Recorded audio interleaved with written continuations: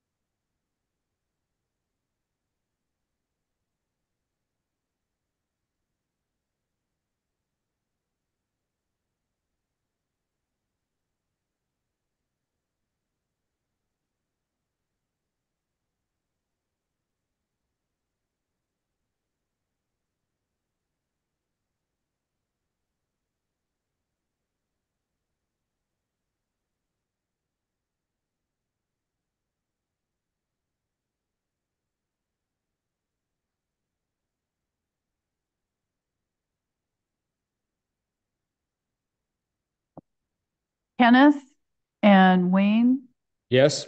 are you all ready for us to start? Yes, I am. Yes. Okay. I guess we'll have Bob call the meeting to order in just a moment.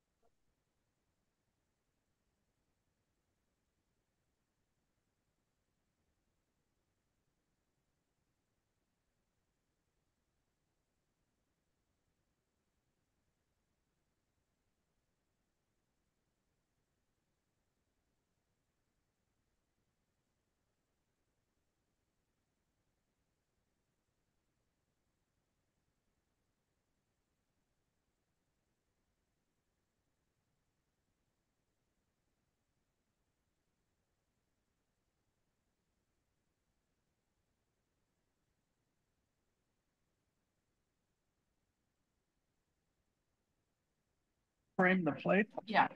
You have to go back as I'm. Okay, I guess we'll call this study session to order. Roll call. Here. Yes, ma'am. Here. Here. Present. Okay, we have to approve the meeting agenda. So moved. A second? Sure. All in favor, say aye. Aye. Agenda's approved.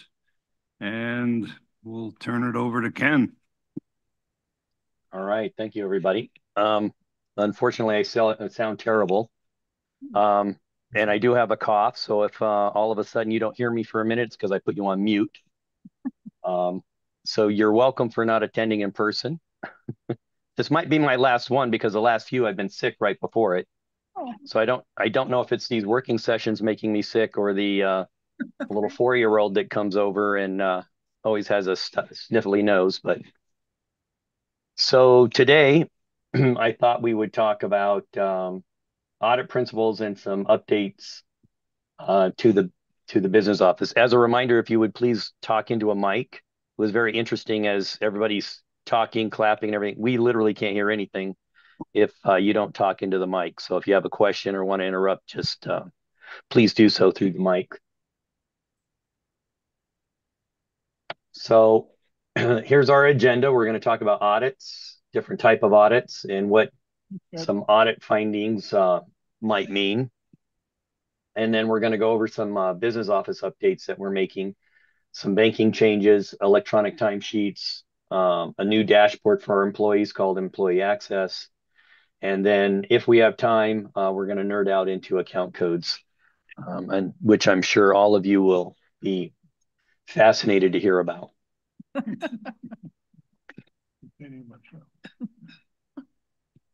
So audits.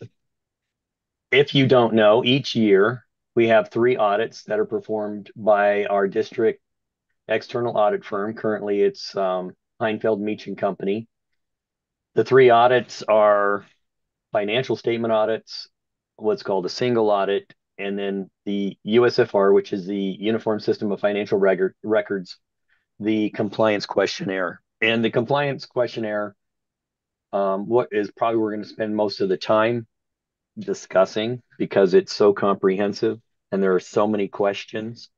And that's unfortunately sometimes that one gets focused on, and people just say, oh, okay, the financial statement audit is fine, we're good. That's probably the most important one outside of all of these audits, in my opinion, because it tells us that we're doing things okay. And then the single audit is probably number two, but that's just for me.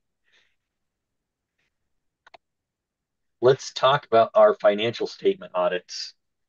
So they're really just providing an independent assessment of an organization's financial statements and financial reporting.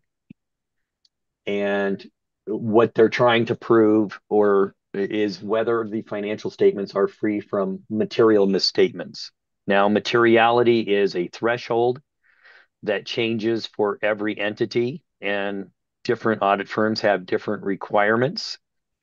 So, for example, our materiality might be $1 million in assets and $200,000 in cash. I don't know what they are. I'm just making up numbers. Whereas TUSD, their materiality will be quite a bit higher because they have more assets, they have more buildings, etc. So when we talk about materiality, just keep that in mind. And then some firms will adjust that materiality based on previous audits. So if we're a high risk, they're going to lower that number. So items that might not normally pop into needing further test work will require more depending on what's happened and the level of risk. You might not have seen different audit opinions because I'm not sure we've ever had anything other than a clean audit or an unqualified opinion, but there are four distinct different opinions that are in the letter that the audit firm will send out. As I mentioned, unqualified means it's a clean audit. They're not qualifying on anything. They don't have anything else to say about it. Doesn't mean there's not audit findings. Just means that their opinion is clean. Backwards. Sorry, one of those cough mute buttons. Qualified opinion is the auditor found material misstatements in the financial statements. I've seen several of those in my past auditor days, and even as a consultant. Um, that happens when the auditor finds a material misstatement. And so they definitely have to qualify, say, on cash or capital assets or something of that nature. Those are the two largest areas of concern. Because we are a cash-based entity, obviously you want to know what your cash position is at all times. Adverse opinion, I think I've only seen one of those, but they found material and pervasive misstatements in the financial statements. Yeah, you don't want to be around for one of those. The state's probably going to come in and not be happy with you. And then the final one is also one that the state's not going to be happy with, is a disclaimer, and that is the auditor is unable to even give an opinion because maybe the entity doesn't have the records or the records are in such bad shape that there's no way to ascertain where the financial records are or what the numbers even mean or represent. So bottom line is we have unqualified opinions. It's a clean audit. We would definitely alert you if that was not the case. But to reiterate, an unqualified opinion does not mean that there were not any audit findings.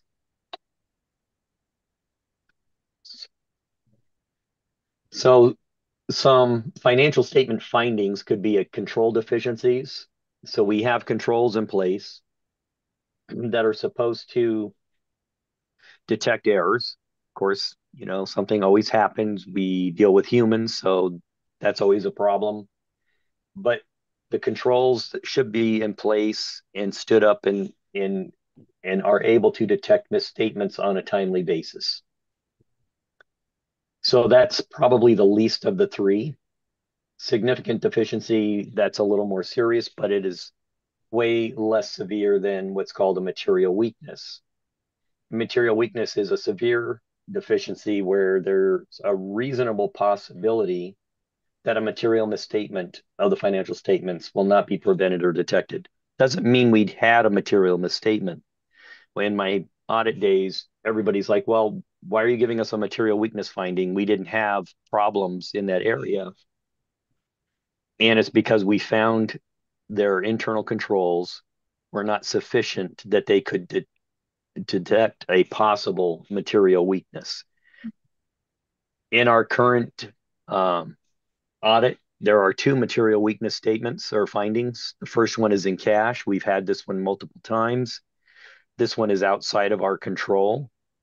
It's because we have to rely upon the county school superintendent's office to reconcile our cash to the county treasurer. I'm sure you are all familiar with that. It's been a problem throughout Pima County. They're working through those problems. We're hoping that in FY25, this finding goes away. But just because it's not due to something we did does not mean that it doesn't reflect on us, because ultimately our financial statements are our responsibility. So that's the first material weakness finding in cash. The second material weakness finding that we received was due to capital asset reporting. There was several items that were missed when classifying capital assets. Due to turnover, they were not coded properly. Everything starts and ends with coding. We're gonna touch on that at the very end. But basically, if a transaction is coded incorrectly, the system will not pick it up and flag it that it needs to be attached to a capital asset. I believe by the time Tina got involved in trying to create the capital asset statements, it was just she didn't have time to assess everything. So there was probably not realistic for her to capture it anyways. I'm not trying to make excuses for the district. I'm just being realistic that turnover plays a huge part in these kind of findings. And so obviously we're making changes to the whole process of capital assets, but it does start and end with coding. And some around the table might be feeling the pain of me sending everything back, trying to code things properly. And this is one of the main reasons why we're going back to the basics. We have to code from the beginning in the proper way. So those were the only two audit findings that we received on our financial statements. So I'll just pause there because I don't want us to forget about it. I don't want to minimize the impact, and I definitely don't want to minimize the ramifications of the changes that need to happen in order to prevent these in the future. So any questions regarding those two findings? I have a question. Is there Yes, Mike, please. Can we get some notes of this to take? It's going. I have a short attention span. I Sure. need something in front of me. I can send this to you. I can send it to Chris, and she can send it out to you. Is that okay or sufficient? Thank you. Okay, yeah, I'll PDF it right after this meeting, and send to her. I also have a question about the control deficiencies. Who is in the position to be in control? Is that you and other folks, or what is that a person, or is that a process, or how does that work? It's a process. Great question. And for example, control deficiencies occur when you don't set the process and the system up correctly in the first place. For example, when we want to purchase something, we don't just go down to the store and whip out the credit card and purchase it. We have to have a purchase order. And in order to get the purchase order, we have to have a purchase requisition. So it goes through a process of approvals. Once everybody approves a requisition, it gets turned into a purchase order, which gets sent to the vendor. Okay. Now, if along the way we didn't have proper controls and anybody could willy-nilly make a purchase order, then that would be a problem. We have pretty tight controls on most of what we have. And when I'm still reviewing, one of the problems when you don't have a large business office staff is sometimes you have dual duties. And so we have to put in proper controls for when somebody is out and somebody is And substituting. I'm going to assume that Yep. you are taking a cough break. You didn't hear you for No, a minute, and that's fine. no, Um, I wasn't. Can you oh, hear me okay. now? You No. went silent for a second, but I Oh, wanted to ask this PowerPoint, are you able to send it to Samantha Powell right now? yeah. And could she print it? Would you be able to print it from this location? So while we're meeting right now, we could get, I don't know, 10 copies. And then they can take notes, and if that would be helpful. Yes. Okay, so Kenneth, if you could email S Powell, On its way. P-O-L-L. Okay, thank you so much. Just give me a second here. Can you still hear me? Yep. Okay. I don't know why I blanked out, but We can hear you. It's Yeah, the the, bell was ringing. yeah. Yeah. okay. Thank you, Sammy.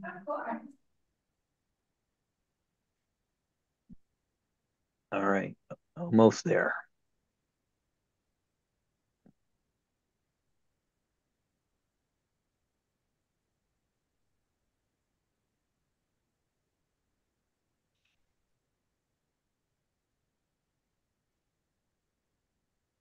Sammy, do you need it in PDF or can you take it in PowerPoint?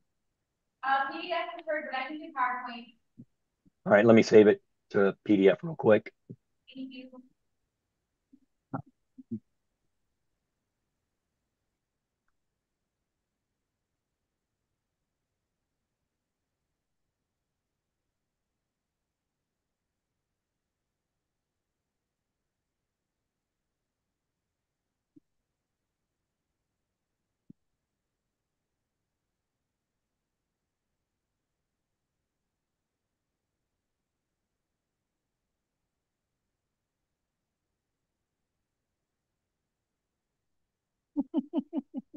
Someone going.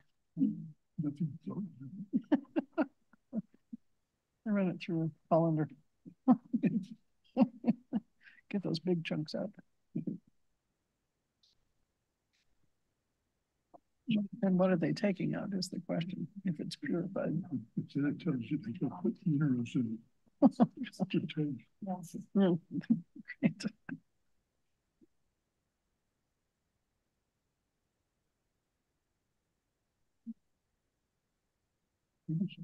No, I'm good, thanks. Yeah, I know. I'm sampled across the way there. Thank you. Okay, just sent. Hopefully she gets it here soon. And Ken, I had a question for you after you're done. Yes, sir. You had mentioned with the material issue that because we have a relationship with the Pima County Department of Education, you probably know years ago, we had a JTED employee who was apparently writing checks to family members, and it was sent to Pima County, and we had an approved vendor list at Pima County, but someone at Pima County, I don't know whether they were in on the deal or they just weren't paying attention, was approving those checks. And have we resolved that leak or issue, or is it still sort of a festering problem?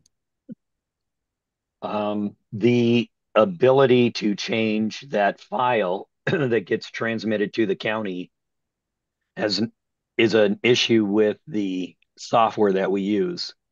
However, the uh, Pima County School Superintendent's Office have put controls in place where if there's even a slight discrepancy, they will call and not process that particular payment without confirmation that it's good to go. So I believe they've done a decent job on their end to hopefully mitigate that issue. Okay. Thank you, Ken. Yes. I was actually in the Heinfeld Meach office when that call came in, so I'm very much aware of that situation. Yeah. Yikes. Yeah. Okay. Just- Do we want to wait for Sammy to get those prints? I don't want to go too far if everybody wants to make some notes.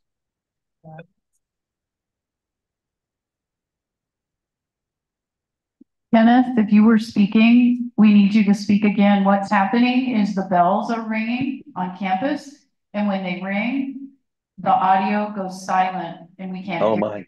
to Oh, burn. So can you repeat, the last couple minutes maybe of what you may have said?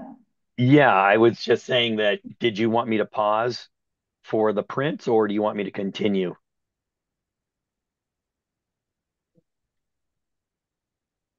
Continue. She went to go get the copies, so this would be a good time for more questions. Okay. And I don't know if you heard, but I was just mentioning that I was in the Heinfeld Meach office when the call of the situation that Wayne mentioned came in, and it was pretty much like, oh my gosh, what just happened? So everybody was in shock.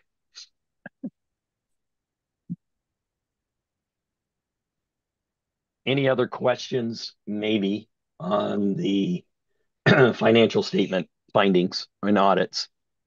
Now, I do want to pause. It's not on my slides, but a common misperception, and especially since we're talking about the situation that happened and occurred, the misperception is that audits are supposed to find fraud, and that is not the case.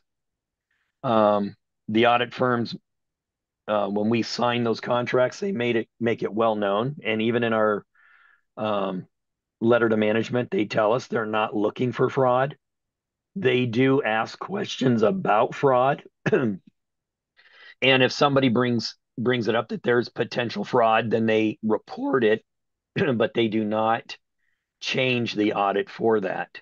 If an entity believes there's fraud that is occurring, then they need to contact the Auditor General's office and allow them to help them through that process of, and I do believe that's exactly what happened in that particular case. The Auditor General comes down and says, this is what we're going to do to try to root that out. But I just want to point out that a lot of times when fraud occurs, everybody says, well, what happened with the audits? The audit was looking at just a sample of transactions. So they're not reproducing your financials, they're just testing a sample of them. And sometimes the fraud might not be in those. And also, a fraudster might know the how audits um, take place, and they can circumvent those procedures. Have you heard of um, the Dixon case? I think it was. There's a Netflix or Prime Audio or Prime Video movie out there about some fraud that a lady in Dixon, wherever it was, Tennessee or something like a small little town, tens of millions of dollars in fraud, and the auditors didn't catch it. So, and Cindy, you mentioned control deficiencies. In that particular case, what was found that the person that was committing the fraud, the person that was writing the checks, was actually opening the mail and grabbing the bank statements. The person that writes checks should never look at the bank statement. Well, they can look at them, but they should never be the mail opener. And for that particular reason, we want another set of eyeballs on there, because as soon as and this was years in the making, but one time she had to be gone and somebody else checked the mail and they open up the statement, and they're like, I've never seen this bank account before. So that's a control deficiency. Good example. How about what would just happen down in Coach and Santa Cruz County with the The treasurer absconding with all that money, nobody paid attention to. Yeah, that's an interesting case. I didn't dig into the audit findings, if there were any. Um, Alex, I'll just say that it's quite ironic that the Auditor General wants to point their fingers and use all this inflammatory language on the CTEDs and other district performance audits, but they won't turn that eyeball onto themselves. I would think that some of those transactions would have and should have been, flagged, but again, I'm just surmising. It just seems incomprehensible to me that you wouldn't have something come up in all of those audits. And remember, the Auditor General was the one performing those audits. It was not an external audit firm. Good job. Yeah. Okay. Any other questions? Are you okay to keep talking? You sound like your voice is giving out. It is, but I'll power through. It's fine. I just apologize that it sounds so terrible. Well, sounds like it hurts. Feel bad. No, the pain is gone. That was a few days ago.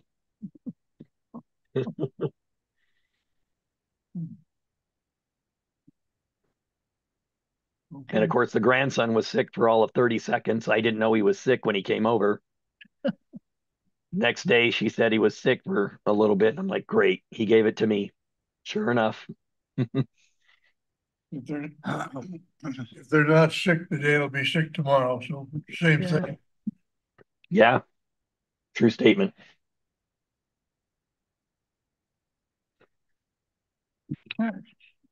Well, let me just talk about single audits. We don't have a lot to talk about there except for what it is. It's a comprehensive audit that's required for, and it says here certain non-federal entities, but usually it's all non-federal entities that receive and expend federal awards.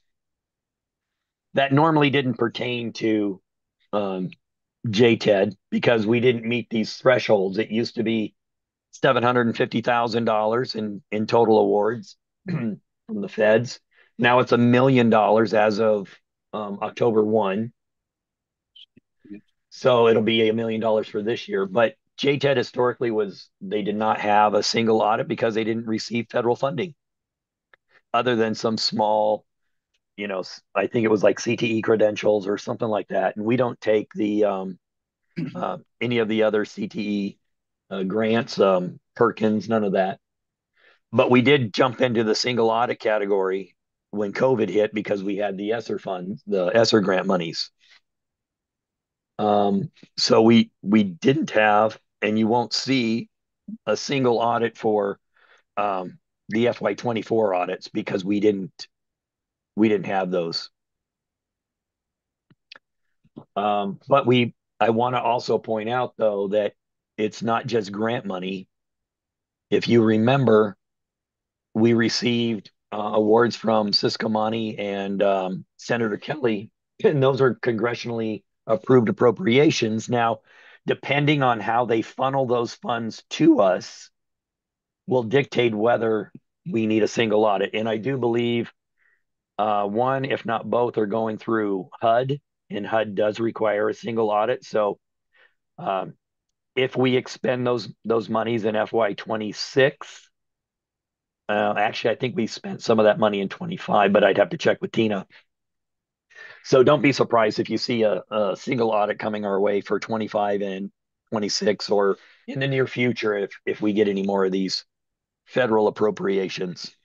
Again, it just depends on how they funnel those awards down to us.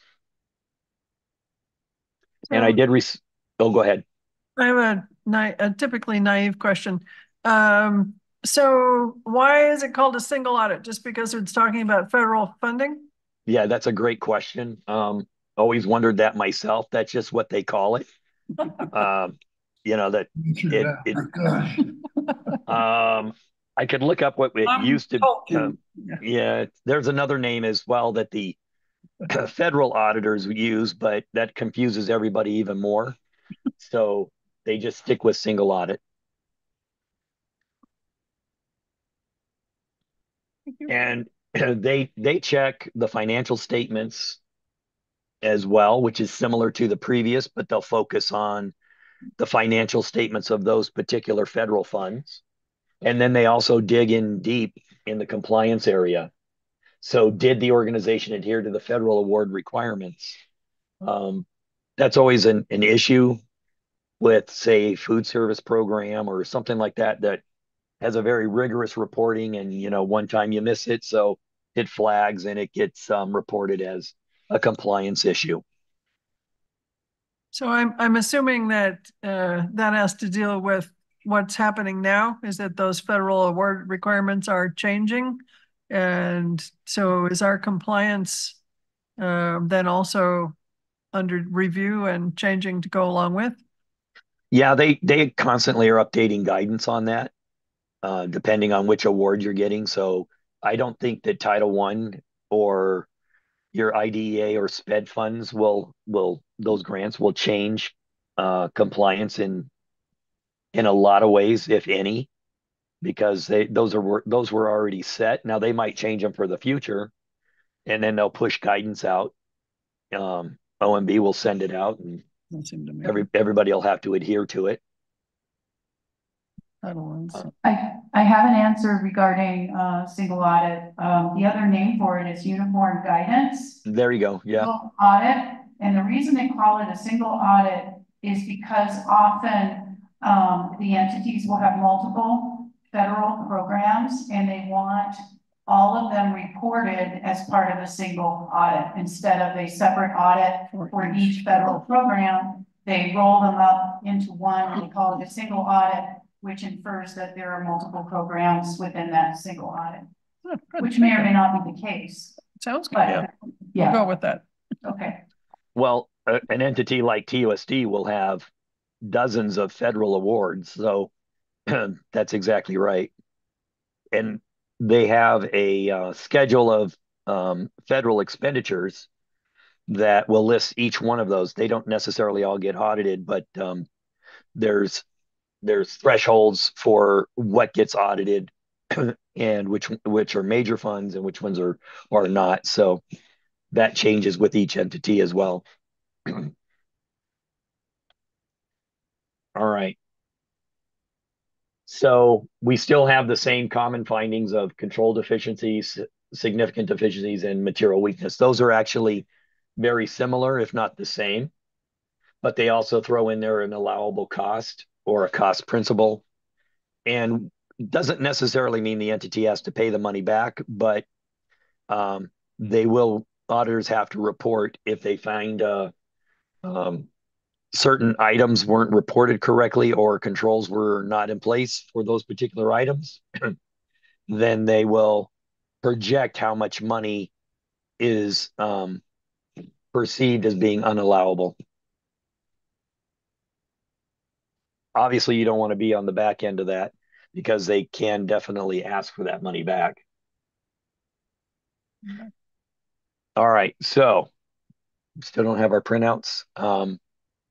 This one doesn't apply yet, but I definitely want to make you aware that it might, right? The single audit. So keep that in mind. You won't see one though on the audits that are submitted tonight for approval because we didn't expend any federal awards in 24.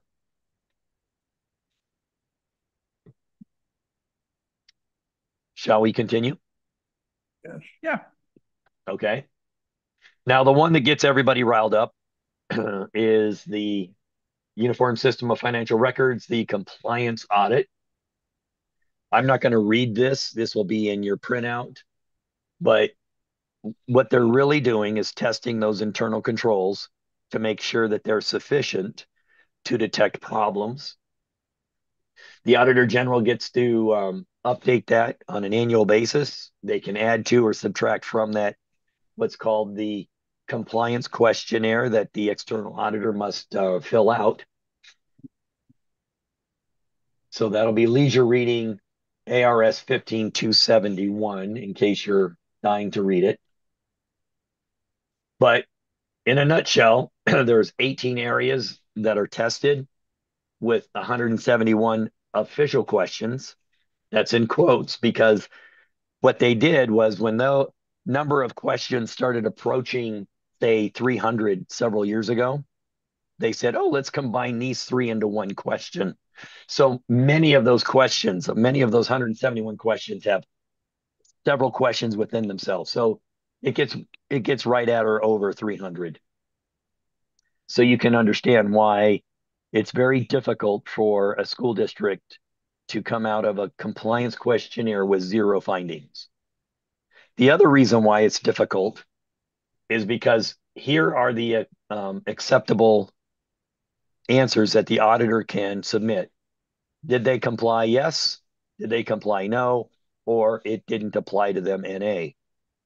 Now, in the audit world, there's what's called auditor discretion, and we can sometimes see that in a financial statement audit, even in a single audit. There's not a lot of room for wiggle room and auditor discretion on those yes no questions, as you can see, right? There's no maybe, there's no most of the time. So unfortunately, we get dinged for one of 25 entries didn't contain something, or one of 20 cash deposits didn't make it to the bank in 7 days. So keep that in mind when you look at findings, that it's not like 100%, unless it is, but usually it's not 100% of the items didn't conform. Now, this will definitely be good for you to have. I listed each of the areas that are being tested and what the compliance questionnaire lists as their objective. So there's many questions on governing board and management procedures, like did the governing board conform with open meeting laws? Now, they don't state open meeting laws, they state the actual statute. So you have to remember they don't always say what they mean, right?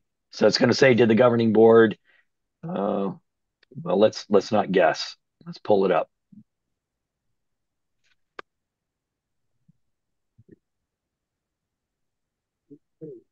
The district held governing board meetings in accordance with ARS 38-431 through 38-431.09 and prepared and retained written minutes and recordings.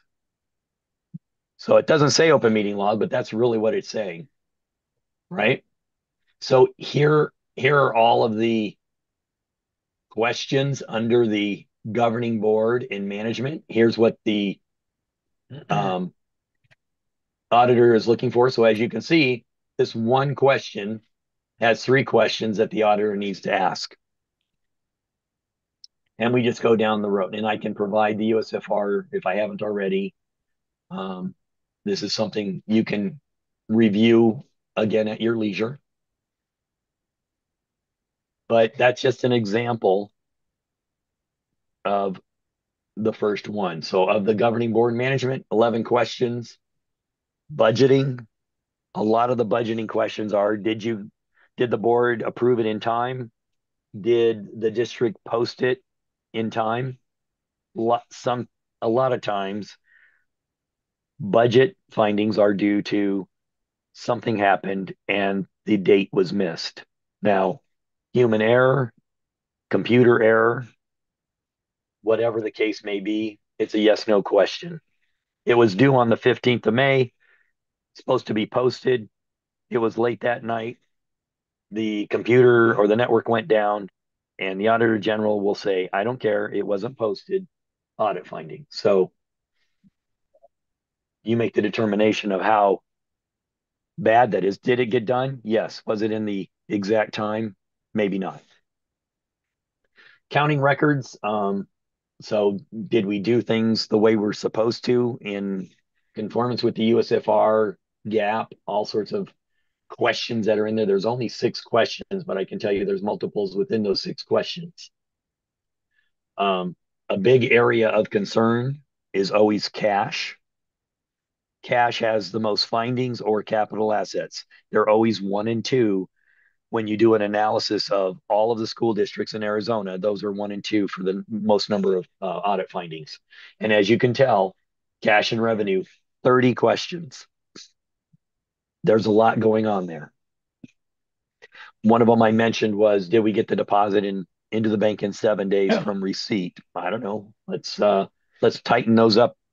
You know, whoever's collecting cash, they store it in their desk and they forget to tell the business office. Well, that's a finding. We shouldn't be doing that. What's the controls in place to avoid that? Perhaps somebody should be reviewing revenue that's coming in, but what if it's just Joe Public coming in and they issued a receipt but didn't record the deposit? There's all sorts of reasons. I've seen so many different cash findings. It's not funny that they're all over the board. Another one is cash requires, how did you receive it? How did you collect it? How did you make it? Oh, well, I have 5 5s and 3 10s and 2 20. That doesn't cut it. That's not what they're asking. They're saying, how many bottled waters did you sell at the event? How many candy bars did you sell at the event? Whatever. And then from there, what was your beginning and ending inventory? That's usually a lot of the findings that we see in cash, as well as you didn't give a receipt for that. That's why one of the reasons we don't like to take cash is because there's so many requirements around it. So we do have point of sales for our 2 entities that we allow cash, and that provides them the receipt right then. So I don't think we've had findings on cash deposits. We have other cash issues, but not deposits. Oh, thank you, Sammy. Welcome, Thank of you. course, you're welcome. Fantastic. Hey, Ken?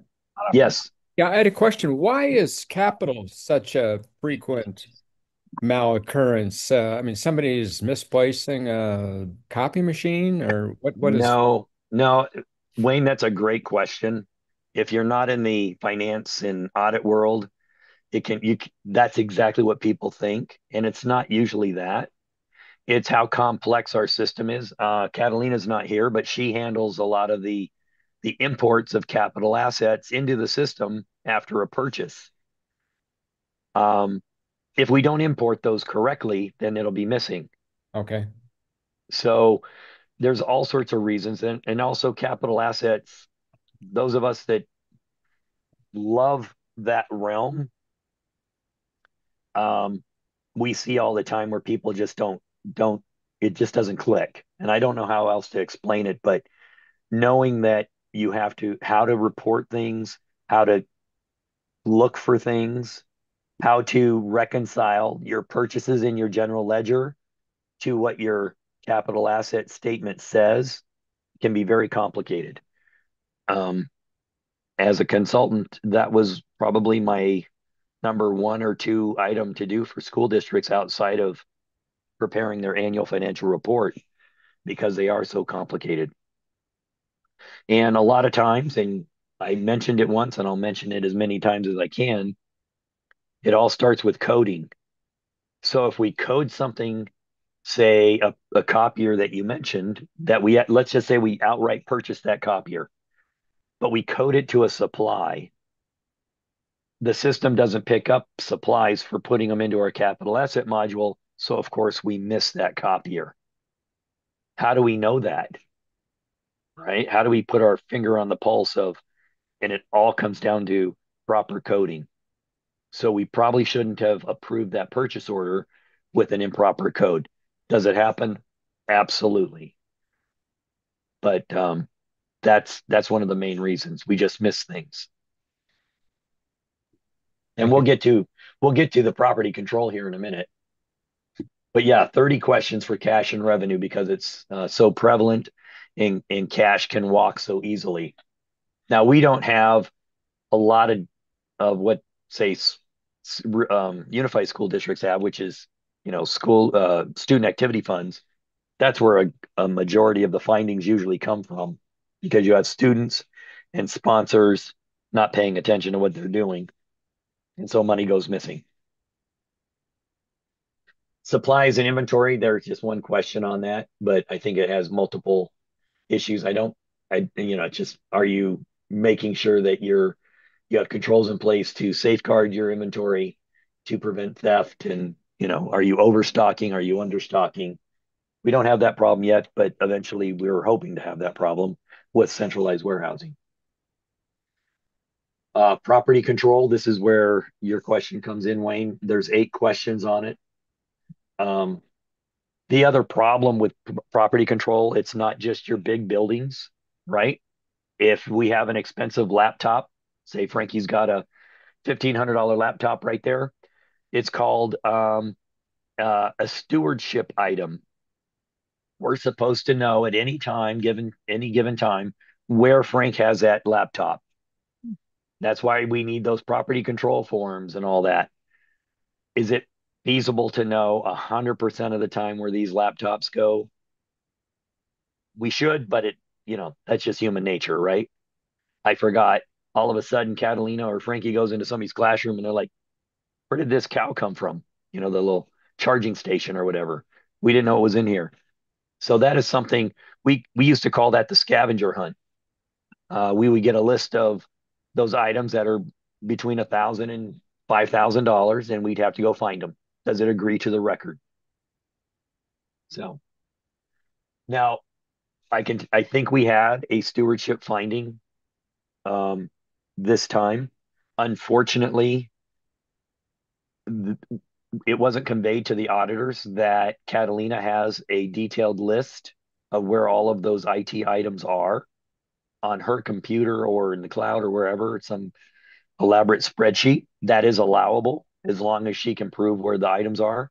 But that was not submitted to them because, again, Tina's coming into the game late trying to figure all of this out. That was missed until at the 11th hour when they were issuing the reports, and we're like, oh, Catalina has a list for that. We won't make that mistake again, but that just shows also why we need to have better planning and coordination with the audit team. So let's see. That's property control. Expenditures is a big one. Do we have controls in place, like I mentioned, for the requisitions? That's a big one for them. Who gets to do the approvals?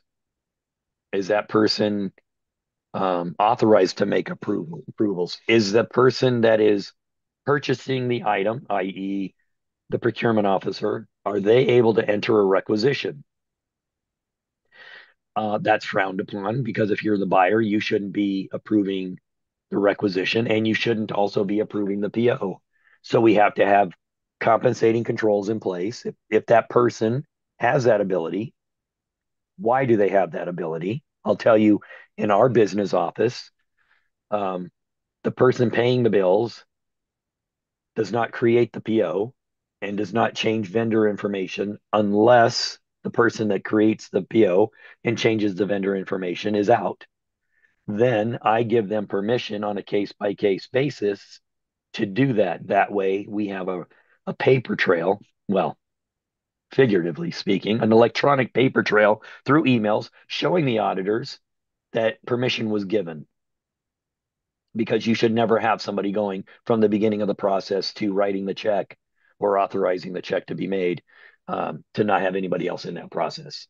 So expenditures are a big one. They also ask us to check budget capacity and cash capacity. So that's an area that we constantly are looking at to make sure we're not truly over cash or over. And those are the items, if you remember, from our finance updates that are flagged in yellow. They don't say never can it be negative. It's usually by 6:30 that those have been taken care of. So when you do see them, go ahead and ask, what's our plan to get rid of that yellow negative? So here's a misnomer, travel. One question. Oh, really? You should see how many questions within that question there are because all it says is, did we conform with the state guidance? Well, that's huge, right? Did we reimburse too much for meals? Did we reimburse too much for lodging? Well, that depends on where they're going. That also depends on if they're going to a conference, what was the hotel rate? Because we're allowed to use that. Did the person provide that? So travel is a big one. They do a lot of test work around that, um, because they definitely want to make sure that we're not paying for items that are unallowable, not allowable. In particular, hotel rooms being too high and meal reimbursements too high.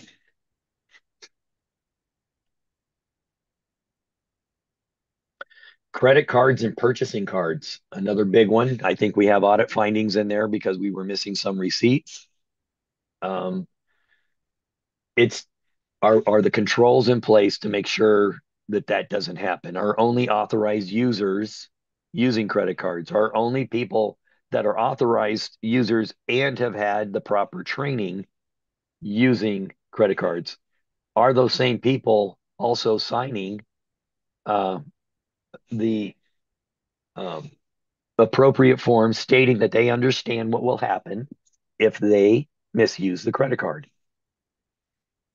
So all of that is to make sure that we don't have fraudulent activity going on with those credit cards. Do we have a log of who's checking them out and who's checking it back in? We have all that. One of the problems and challenges that we have in the business office is obtaining receipts. We're going to talk about a new system that we're going to put in place to hopefully mitigate this. And we're going to have, I'm pretty sure we've talked about not, we're going to have a zero tolerance policy because this is kind of a systemic problem of not having receipts available when we make those payments. The other problem is that we're supposed to pay these credit card statements on time. And when you're late, not necessarily late to the point that they're going to shut you off, but when you pay late, then you get charged a finance charge, and that's not allowable per statute, and they check on that as well. So we have to pay on time. Another big area, which they definitely focus on, is procurement. 26 questions, and the rules are very, very complicated at certain times. Certain thresholds kick in, and then we become the worst enemy of everybody that wants to make a purchase because now I have to slow them down because I need quotes. If we go over another threshold, now we have to do sealed bids or look for cooperative contracts. So they check all of that. I can tell you the majority of these 26 questions, though, are on the sealed bid process because there's two sealed bids that you can ask for. You go out for an RFP, request for proposal, or an IFB, an invitation for bid. Both of those have similar requirements. IFBs are usually lowest price win, and then an RFP is a matrix that you set up, which can be things like cost. Well, cost always has to be in there, but it doesn't have to be the overriding factor. You could have warranty, you could have, um, you know, references, all sorts of things in the RFP matrix. But that's a good chunk of those 26 questions. I think we had one finding for a missing quote. Um, I think we had it again. Tardiness to the game didn't allow us enough time to track it down, but we were missing one quote for one procurement because you're required to obtain three when the purchases exceed 10,000 but are under 100,000.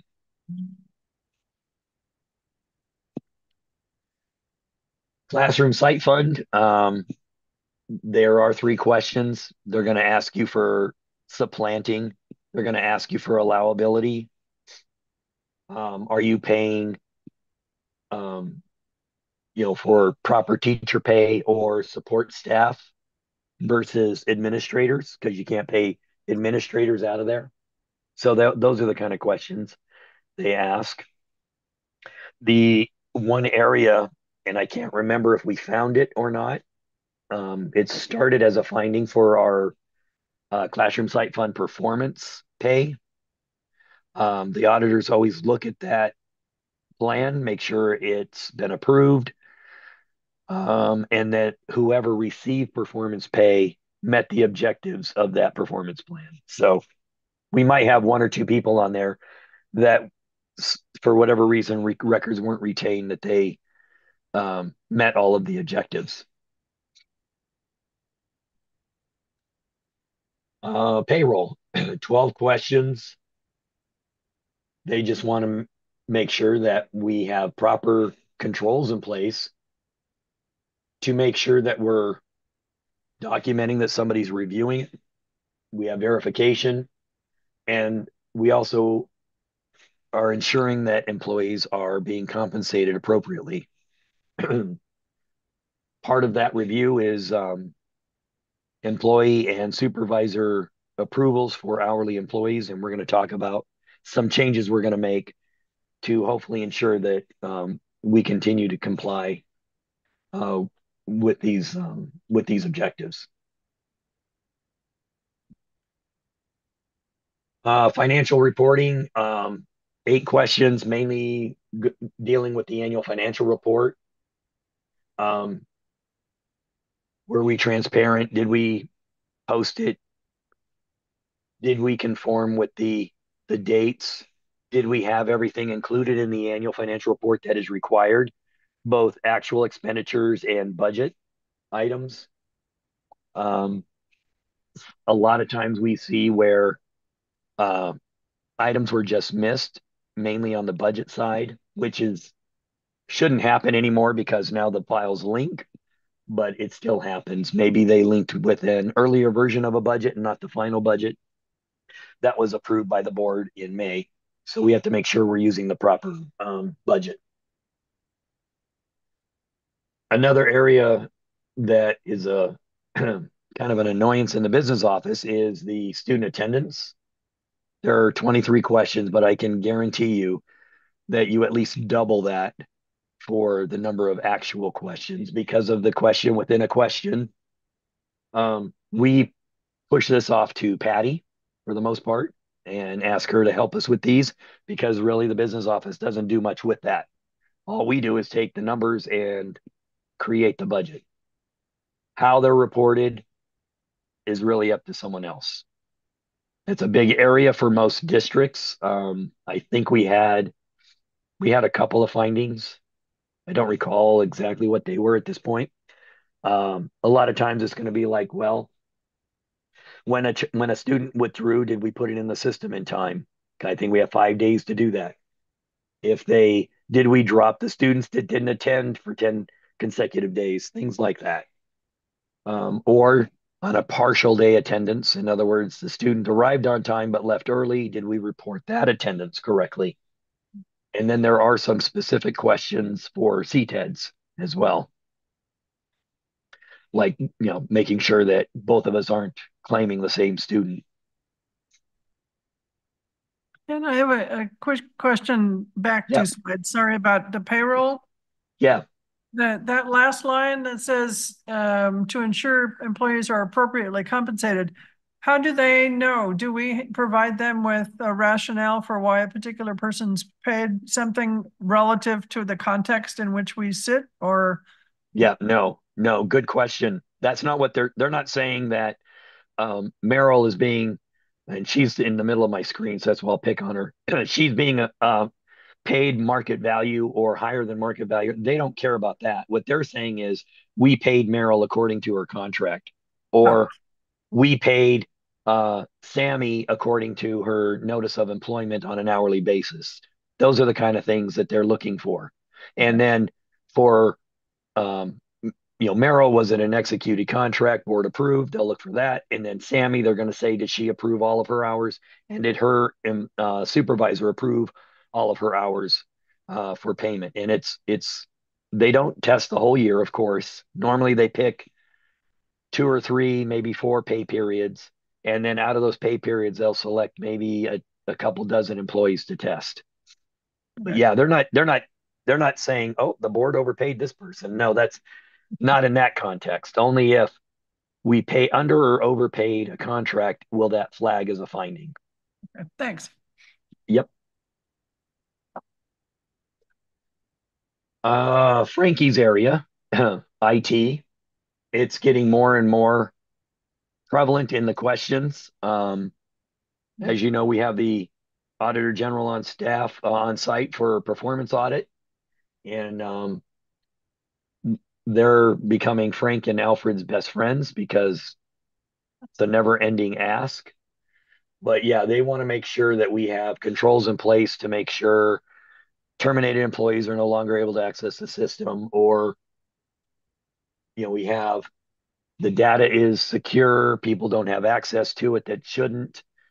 The people have access to Power School for our student system that should. And then they're going to want to make sure that our financial data isn't being accessed by too many people that have admin rights. It's kind of a sticking point with me because they want us to make Frankie and Alfred the IT or the administrators of our financial software.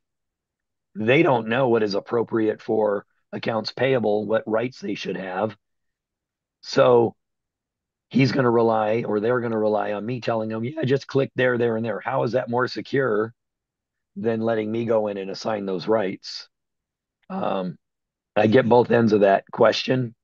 But I really go back to, is Frankie really going to tell me? I don't think the accounts payable should have quick approval rights or whatever the heck it is. He's like, I never use this. I don't even know what that means. So, but that is another question that they're going to ask. And then, do we have proper training on, malware? What are the cyber threats out there?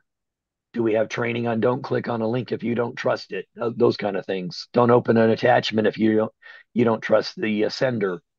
They're definitely getting into those. And then what is our emergency plan for if the system went down? How soon could we be back up and running? The next one, transportation, doesn't apply to us. I can tell you that one question is not true. There's probably 5 or 6 in there, but because it doesn't apply to us, they just say NA and we move on. Records management, they're just saying, are we retaining records according to the state library guidance?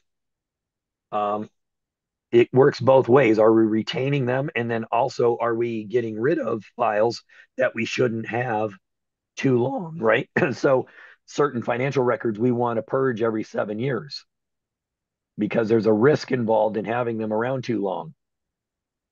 And each area has different retention requirements. So they're going to look at our retention policy and make sure that we're conforming with the state library guidance. And then finally, long-term debt. We don't have any, but this is mainly to have other districts make sure that they are following the laws related to bonds. There's laws related to getting the bonds. There's laws related to using the bond money. There's also laws after the bonds have been expended, certain reports that have to be filed on a consistent basis. So are they complying with those bond covenants? Right now, we don't have any, thank goodness. We don't have plans to ask the voters to approve bonds unless I have not been made aware of that. So we can just NA those for right now. So that's a lot of words from a strained throat saying everything that they're looking for in this compliance questionnaire. And so what does it mean? Well, we go back to the blurb that I had in blue up above. If they find that we are out of compliance in either area, a lot of areas, certain number of areas, certain sections, we don't know what that secret sauce ingredient formula is that will trigger what we call a 90-day letter. And we call it that because of this. Because in statute, it says the district has 90 days to correct these deficiencies. I will tell you that I have been told that the Auditor General is now using our performance audit results when determining whether a 90-day letter should be issued. Districts that only have 10 compliance questionnaire findings, none of which really seem that big a deal, easily corrected without going through the formal process, are now being sent 90-day letters. So I don't know. It would be interesting to see what the other CTEDs have encountered after their performance audit if they were pushed into 90-day status because of it. So, any questions on all of that on the USFR compliance questionnaire internal control audit? What happens when the auditor makes a mistake? Well, we can disagree. That's a great question. We can argue politely, of course. Uh, we'll turn Tina over on him because she's so diplomatic. Can talk her way out of a finding if there's any way to talk us out of it. But at the end of the day, they get to make that final determination. Any mistakes, and this is a great question, Alex, because if mistakes are made, usually the district doesn't know it. We can assume because of our experience and we just totally disagree with the finding. Well, the audit firms go through a review themselves by another audit firm to see if they're conforming with the rules set forth for them for these audits. And they get scored. And if the auditor general finds that they just don't know what they're doing, they will stop authorizing contracts from that audit firm to school districts, or they just will not allow the school district to reauthorize an existing contract. So there is a mechanism, but that's something that we're not privy to. I never worked in the Auditor General's office. I don't know how they do that process, but it does happen. And I do know peer review was a big deal at Heinfeld Meach when I was there because we wanted a glowing report from our peer, and it's usually someone totally not related to the last peer review. So the AG wants, and also audit standards want other audit firms reviewing your work. So it's a big deal for audit firms to continue to get that A+ rating from their peers. So probably, I'm sorry. I was worried about the red letter that would come if we have any recourse to it at all. Not if the not if the auditor general issues it, because they are the governing entity, and we have to comply. So we can argue, but at the end of the day, we have to comply, right? Right. I have a question. Yes. So right now you don't know of any CTED or district maybe that has gotten one of these 90-day letters? I know they've gotten some in the past. I think, if I remember right, EVIT had one. Actually, there's a couple of others that I don't remember. Did Westmec? Well, Westmec had their performance. I don't know if they got a 90-day letter out of it. Okay. I can look it up and let you know. Several of our member districts received 90-day letters, I think specifically Vail Unified, and that was related to the issues at the county, Pima County School Superintendent's Office, and issues that they had. Then I believe at least one of the other districts got a 90-day letter. I'm thinking it was Vail because of that. Yeah, I think Vail got one because of that, and I believe they were late in their filing because they were trying to resolve that that issue, and it just couldn't happen. So In the end, I would say the harm, or it's an opportunity to correct what the deficiencies are. In the end, it means you need to fix this, correct? There aren't financial penalties. There are no penalties moving forward other than you've got to fix this. Could you speak to that, Kenneth, on what that means if you get one? right, I help many of districts out once they receive these 90-day letters, and that's exactly right. You need a lot of times it's a wake up call that, uh-oh, we're doing things wrong. Let's use it as an educational tool and fix it. The AG, from my experience, when you're in these, they're willing to work with districts to, especially if they see good faith moving forward in trying to get out of it. Because especially if there was a lot that they listed, it's just 90 days is not a realistic expectation to pull out of it. Having said that, there are ramifications if you ignore it or you just can't get there. And one of those recommendations from the AG's office is to um, the school board for receivership. So that's obviously something we don't want to have happen, because then they disband the board, they disband administration, and they come over and they take over the district. So we can avoid that if we ever get a 90-day letter by just working through the process, making our system stronger and better. Yeah, and using it as a learning tool. So I agree with that. But what we won't do is ignore it or work with the AG's office to come out of that 90-day status. It's not like it's unique. It's not like other districts. I mean, you're talking about Vail getting into a 90-day letter. Who in the heck would have thought that? Um, and I audited them in, I don't remember what it was, 15 or 16. I was the lead auditor on that job, and they did great. But they didn't have the issues that you're talking about either.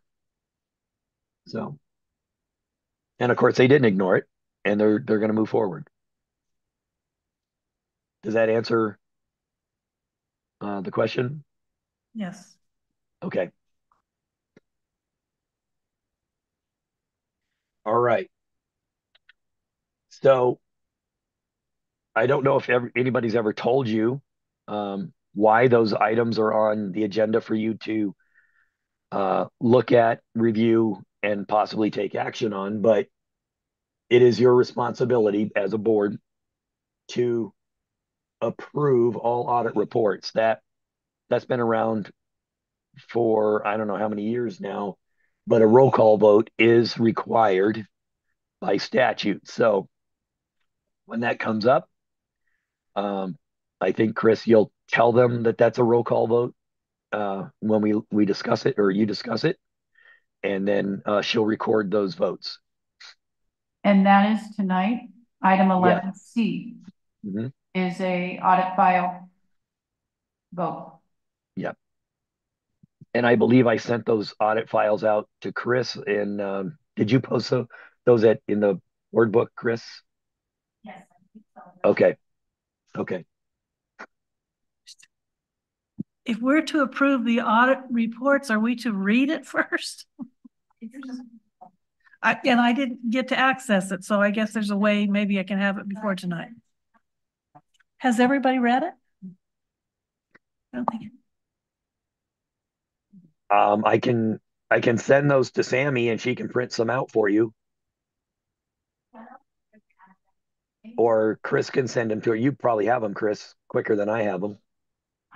Yeah, I can't hear. A lot of those materials are uploaded into the board book for you. As I'm working weeks before the board meeting, you are welcome to go into board book, open them up and start. You can actually see what I'm doing and what I'm adding. So that way you'll be able to see some of these documents in advance.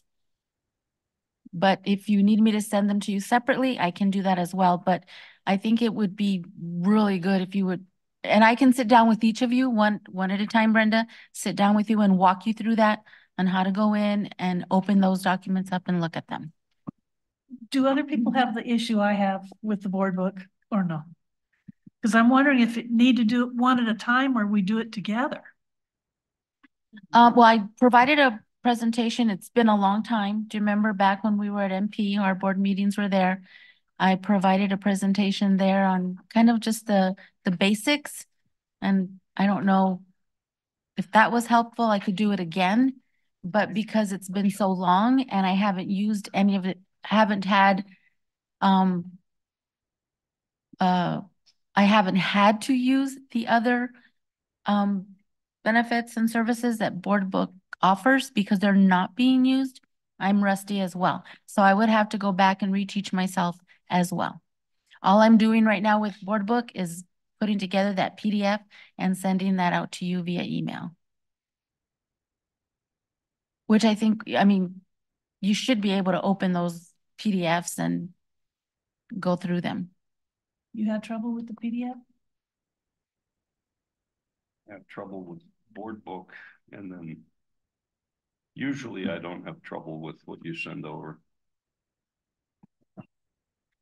I need to read that before tonight if we're to vote on it, so I'll get it from you. I have it, Okay, but it is, my estimate, looking at everything that's here, it's like 200 pages. Seriously, it's an inch and a half thick. you're talking about the entire board book? No, this is, for item 11C, the compliant financial report, USFR compliance questionnaire. It's all of it. So maybe, is there a certain section of this, that you would recommend that we can copy to give the board? I mean, there's no way to. Yeah. These. Yeah, I just sent those to Sammy, but the annual comprehensive financial report won't list any findings. They'll just list the actual financial statements. If you're looking at what were our findings, Sammy, print the gas letter, the GAS letter, and the USFR compliance questionnaire, the CQ. Right, thank you. Yeah, those are the two I would recommend. Now you can look at the financials to see what our net position is and all that. And if you don't understand that, we can have a review of it, but that's only going to tell you like how much we generated, how much we expended, and then what our assets and our liabilities are. The actual findings are in the other two files that I mentioned to Sammy. So if we read those findings and ask you any questions we have, then we're capable of voting on it, right? I would think so. Thank you. So actually, let me, I have other things to get to, but this is more important, in my opinion. Let me, where'd it go? Here we go. Copies, if that would help you, so just take, and I've got the CQ. Perfect, I'll grab it on my way out. Is that for me? I can't hear. It's for me, Ken. Don't worry. Thank you. Oh, okay. Okay. So your gas letter, which is what I have here, governmental auditing standards, it's telling you that what they reported, what they tested on and looked at the financial statements. But then here are the two findings. I mentioned these. This is the material weakness over cash reconciliations with the county treasurer. It is an ongoing issue because it's a repeat finding, which we already know. They tell you the criteria that they're looking at, what the condition was, what caused it, which we all know what caused it, what the effect of that finding is, which is we could have an error, a material error in our financial statements. They did provide context of that, which basically the CSS office is taking responsibility for those findings. And then and that's it. That one we know nothing we can really do about until we help them get out of the mess, which they're actually about probably 99% done with reconciliations.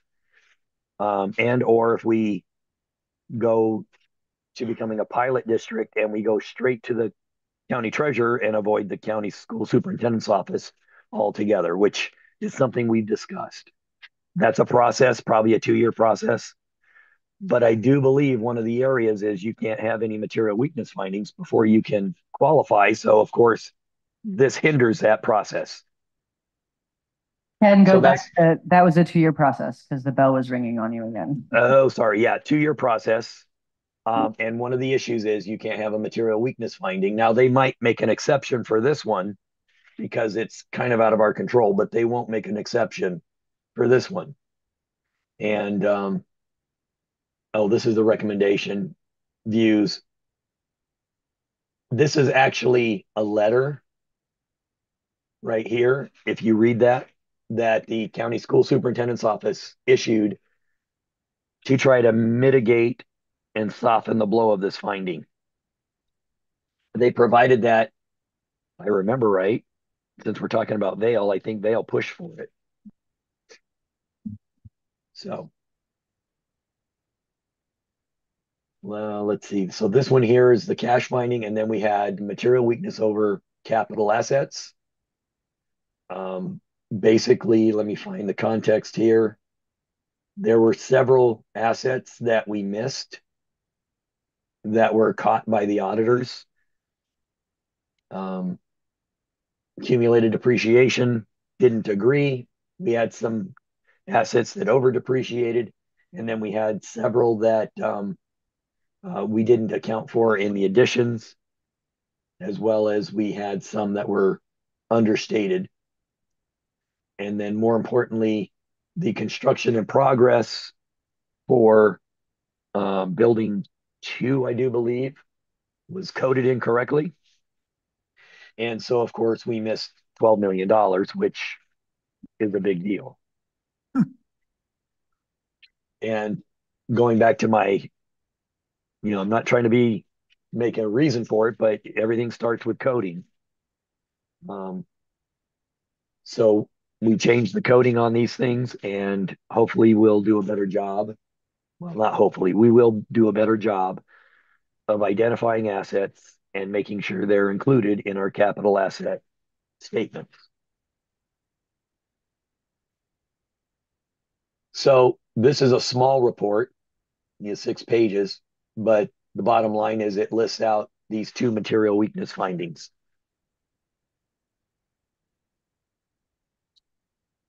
Then the other one is your compliance questionnaire.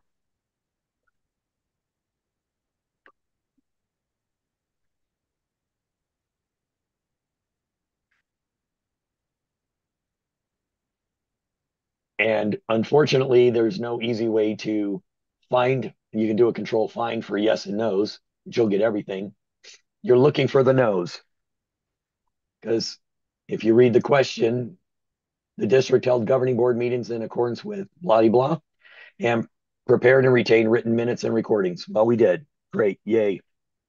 So again, just go down and look for no's. NA's mean it didn't apply for whatever reason. Either it didn't apply to us, or for whatever reason, like here, student activities. Well, we don't have student activities, so it doesn't apply. Not applicable. Here's a no. Did the budget include all funds? Well, this was submitted May of 2024 before Tina was coming back in to help items. And I don't want you to think that I'm defending Tina. She can defend herself. I just, looking at the timeline, I'm like, oh, well, she didn't upload these budget files. So she obviously didn't review them. And that's one thing that I'm hoping we have taken care of. Looking for more no's. District coded transactions in accordance with the chart of accounts. No. So as you can see, here are all the findings that we had because of improper coding. And here's the big one, number 4. Number 4 is the one that dealt with that $12 million. So I don't want to minimize that. It's a big deal. We are already taking steps to mitigate that situation. But remember, the next audit is FY25, which is already over. We're going to do as much as we can to try to catch any of these coding errors. Go back to steps to mitigate the situation. They were beeping. Oh my goodness. Meryl, hold up your hand in the future when it's beeping. Thank you. I don't know where I was at. Did you get number 4? Just Go back to number 4. So number 4 is the cause of our material weakness finding, because this is where the coding error took place. So you can see it's a compounding error, right? We're taking steps to mitigate that by changing how we code things, who's coding, all of that, how we go about the approval process. Remember, this is FY24. We have a good chunk of 25 where someone wasn't checking or scrutinizing these codes. So will we catch all of them in hindsight? That's not realistic. I'm just being honest. We're going to do the best we can to go back, but there's a lot of transactions that need to be reviewed to see if we've caught all of these coding errors. Will we have any in the future in 26 and beyond? Probably every now and then. We're going to do our best. We've already started that process of changes to make sure that we're doing the best job we can up front to make sure coding is done properly. Okay. So I don't want to overstate it, but I will pound it in that this is big. It doesn't look big, but it has a lot of ramifications by having all these coding errors. So, okay, this was a silly one in my opinion. There are certain things in the USFR that are either allowable or not, and all of these transfers are not allowable that occurred. They should have been backed out before the AFR was submitted, but they weren't for whatever reason, because remember the AFR submitted in October. And I know you guys had some issues going on to where someone probably wasn't paying attention to this. This is an easy fix. Again, a coding error. And we have very little transfers that are allowed. So we won't be doing that. Did we reconcile cash? Well, this is our material weakness finding in cash. We already know it, but it's here as well. So they're going to state it. And I think it's important to go ahead and go through this for Brenda's sake or anybody else's, that because I don't want anybody to think that we're trying to hide from these. Kathy said it best. This is a learning experience and an opportunity to improve our processes. And we're going to take advantage of that. Ken, I just want to Yes. thank you for doing this, because I was choking up thinking I was supposed to vote on something tonight that I had no clue about. Well, I never want you guys to be in that position. That's why I think it's important that we go through this right now. And that way you have a better level of comfort when it comes to actually voting. At least to understand, you're not voting to say, yeah, I agree the district screwed up. No, that's not what you're voting on. You're voting on that you actually looked at it and you understand it. That's in my opinion. I could be wrong, but that's what I'm, because it's not your job to know how to code something. Although I would love to port that over to somebody if they would like it. District maintain capital assets. This is the Kenneth, Brenda has yes. a question before you move Sorry. on. Yes. Well, I'm really enjoying all this that you're telling us about to look at. My question is, when we do vote, is there anything that we should say that goes in the minutes, or just a yay or nay vote? Just a yay or nay vote. when your name is called. Yep. Which means yay or nay, what? The motion would be to accept the audit, correct? I mean, that would be, not that I'm putting words in the mouth, but that's what you're asking. You're recommending Yes. approval, or yes, approval of the audit report. Yeah, let me pull that up. I want to make sure you guys see that. And Chris has been very patient with me on these memos, and I'm trying to figure out how we do them all here, but oh no, did I not? Maybe you did that one, Chris. No, here it is. I got it.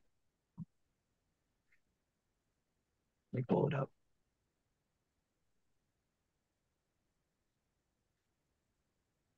Can you see that? Make it a little bit bigger? Yep, absolutely.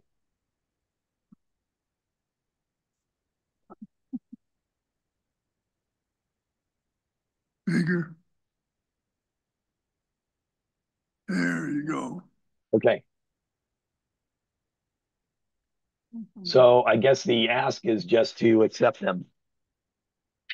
Doesn't really say, but that maybe we need to change that a little bit.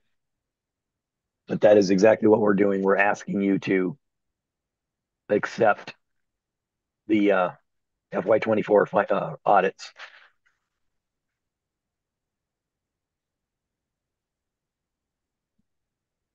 Yeah, you just accept them, the board does. The reason that the legislature changed that law and had the board have to do a recall, or I'm sorry, a roll call for every member is because the auditors or the legislators felt like school districts weren't being transparent with board members about the results of the audit. And so this is just a way to kind of make sure that board members are fully informed about the audit. So that's all your really roll calling vote, that you agree that you were given the details. Because there's nothing you can do to change it, and you can't really approve it. You can just say, yeah, you've seen it, and you Right. understand it. You see it and you're accepting. I mean, as we know, laws are changed often for like bad actors. I don't know if any of you guys have followed kind of the Isaac School District that's been in the news. I imagine we're going to get some laws. They already tried to put some law in place this last time about firing school board members and stuff if they're asleep at the wheel. But just, I mean, anytime a school district is really bad, then they change the law and make you guys do this. But yeah, you're just saying that you were informed. Thank you, Tina. That's great explanation for that. Property control, this is the one that resulted in our material weakness on capital assets. So we talked about this. Additions, we talked about this. That was also part of the material weakness finding. We didn't account for all of the new capital assets that were purchased. Here's the details that we missed. Again, coding issues were a problem. If you remember, I talked about stewardship and not knowing where Frankie's $1,500 laptop was. That was this finding here.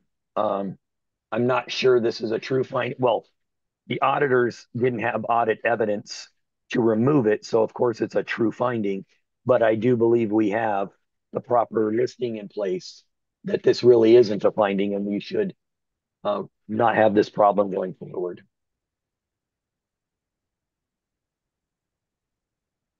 Right here, I'm sorry, I was on the wrong one. We maintained the list, we didn't have where they were. And we didn't reconcile capital assets to the previous year. That was also in the material we were finding. And then we didn't show evidence of a physical inventory of all equipment every 3 years. We have to work on that.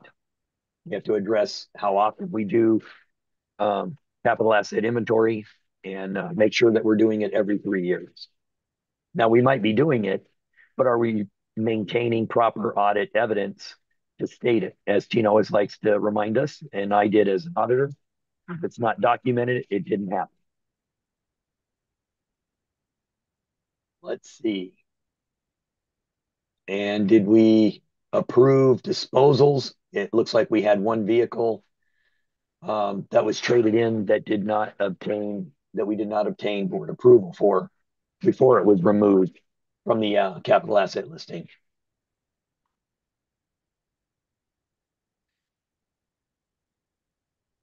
It looks like on this one here, budget capacity and budget control funds and cash control, we had a cash control fund. This is that industry credentials. We should have taken care of this negative balance before we submitted the AFR, and it just did not happen. And by the time we noticed it, it's too late to fix. That, of course, is something I have a very comprehensive review. I set up multiple tools to help me when I'm preparing for the annual financial report. And one of the big ones are negative cash. And we make sure we make entries to account for and fix any negative cash. Thank you. Let's see. Okay, we had a vendor name. I can't remember why we had a vendor name different than on the invoice. It could have been one of these DBAs. But yeah, that's a problem. We had issues with this in the past, so we should be very highly sensitive to it. We want to make sure that we're only paying invoices that agree with the purchase order.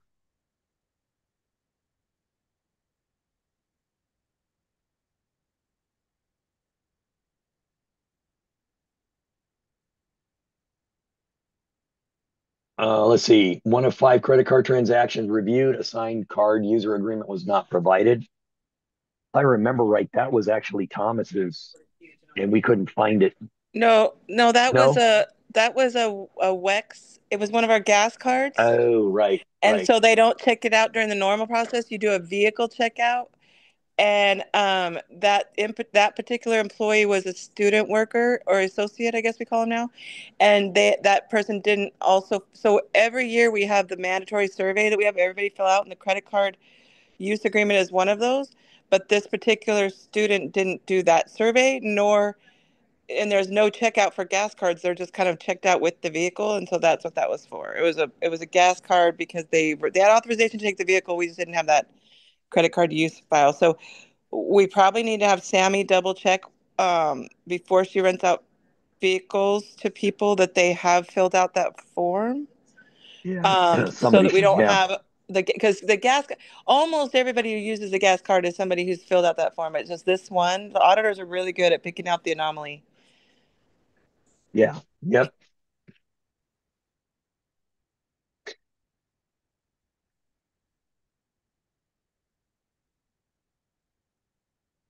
But to your point, when you were mentioning Thomas, we had Thomas and 4 others. So there originally that said 5 out of 5 did not have credit card use agreements, and that's when I told you, Ken, I could not believe that was true.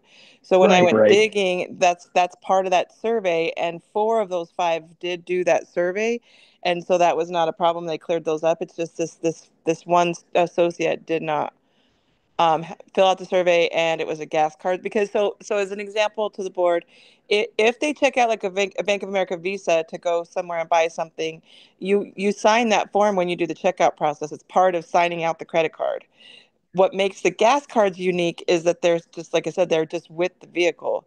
So another way to get around this is to have a sheet in the vehicle where you attest to the same thing that's in the vehicle that everyone has to sign, but that might not be the best way because most have signed it already another way. So that's why we'll just have to figure a way to make sure we don't have a few slip through the cracks. But if this had been just like I said, a Visa or American Express, they would have signed it as part of the checkout process. It's just the gas card is our little loophole. Yep. We didn't pay credit card statements on time, so we incurred finance charges. Not good. We're going to have this one again in 25, and we're hoping to not have that in 26 as we make changes to our credit card processes. But remember too, this one, so a lot of these, if you've noticed, the theme is there's a lot of overlap. One thing can cause you to have 4 or 5 findings, or more. But in this case, that has to do with those when Ken was talking earlier in the presentation about receipts, having trouble getting receipts from folks. If we don't have receipts that said this purchase is a legitimate district purchase, so I'm okay to pay X bill, and I don't mean me, Irma does this, but um, it's almost worse to pay a credit card without the receipts than to pay late fees because you have to prove that was a legitimate district expense before you authorize paying the credit card. So the root cause of these in many cases is back to Ken's presentation about not providing the receipts in a timely manner, then you can't pay the credit card in a timely manner, and then you incur late fees and or interest charges. Great point. And that's why we really want to go with a zero tolerance policy. If you're not providing your receipts, then we can't trust you to use the credit cards. So we're going to cut them off because we don't want this. Procurement. I mentioned there's several, like 26 questions on this or whatever it is. And we did have a finding that we didn't have at least 3 quotes. They just said we didn't, for one purchase, we didn't maintain documentation of the quotes obtained. I can't remember, Tina, if this is one that we thought we did or if we just truly couldn't find it. No, these were quotes that they had on file for another purchase. For this, and this vendor was used. The auditors just didn't think that it was similar enough. So if you remember, Ken, it was something like an air conditioner repair at one site, and this one in particular was something else at a different site, and they didn't believe that the quotes obtained from the other purchase was enough to cover quotes for this one as well. They should have got 3 more quotes, basically. Okay, right, okay. So that's why. And and to me, I mean, I think it could go either way. The staff thought that they had quotes from another project, so they were covered and didn't have to get quotes again. But the auditors didn't agree. Right. Okay. Let's see, any other procurement?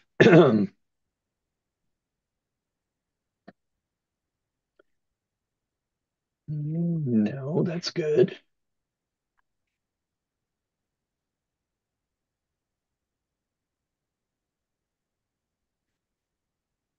Okay. Remember I mentioned the classroom site fund and the performance pay payments. We didn't have documentation to support that they were eligible for performance pay. In other words, did they meet the requirements of the performance pay plan? So if we don't have the documentation that they did and we paid them, that'll become a finding. And in that case, I think that we did have it somewhere. I just think that the principal in question or whomever couldn't put their hands on it. And Patty can speak better to this, but from what I understand, all the teachers submit it to the principals sign off on it, get it to Patty, and then it gets to payroll. And in that process, one of the forms was, and of course, what I just mentioned, the auditors always find the problem child. They selected a name where it might have been filed with another employee, like it might have been stuck to another employee. It might, it's just, for whatever reason that we couldn't locate it, but we're and again, Patty can speak better, but fairly certain it existed at one point. It just, they couldn't find it. So we're starting a new process this year where we're going to have a digital link to each document in our because we have a teacher instruction lesson plan folder for each one of them. So we're going to have the hyperlink to that document so we can't misplace a document or something like that.